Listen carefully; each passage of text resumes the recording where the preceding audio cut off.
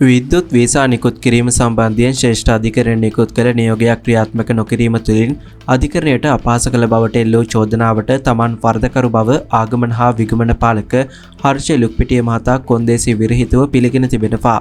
ශ්‍රේෂ්ඨාධිකරණය හමුවේ මෙම පිළිගැනීම සිදු කර ඇති අතර ඔහුට අදාළ දඬුවම මෙම මාස 24 වන දින නියම කිරීමට නියමිතයි.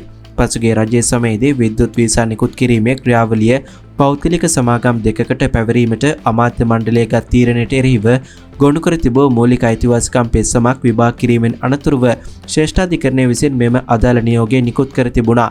එම අතුරු තහනම් නියෝගය මගින් මත ભેදාත්මක නව විද්‍යුත් වීසා ක්‍රමයක් අත්හිටවා පැරණි වීසා බලපත්‍ර නිකුත් කිරීමේ ක්‍රමවේද යටතේ කටයුතු කරන ලෙස ආගමන විගමන පාලකවරයාට දැනුම් දී තිබුණා. කෙසේ වෙතත් අධිකරණයේ නියෝගය නිකුත් කර මාසයකට අධික කාලයක් ගත වී තිබේදීත් ආගමන විගමන පාලකවරයා ඒ චේතාන්විතව පැහැර හැර ඇති බවට පාටලී චම්පික රණවක රවුෆ් හකීම් සහ සුමන් තිරන් යන පෙත්සම්කාර පාර්ශ්වය පසුගිය වසරේ සැප්තැම්බර් මාස 13 වන දින මෝසමක් මගින් අධිකරණයට දන්වා සිටියා.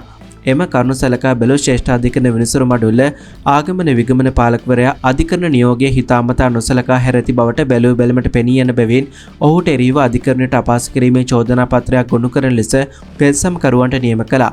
එම නියෝගයට අනුව චෝදනා පත්‍රය විවෘත අධිකරණයේදී ඔහුට කියවා දීමෙන් අනතුරුව නීතිය ආධිපත්‍ය සුරකීමේ වැදගත්කම අවධාරණය කරමින් විනිසුරු මඩුල්ල විසින් ඔහුව රක්ෂිත බන්ධනාගාරගත කිරීමට නියෝග කර තිබෙනවා.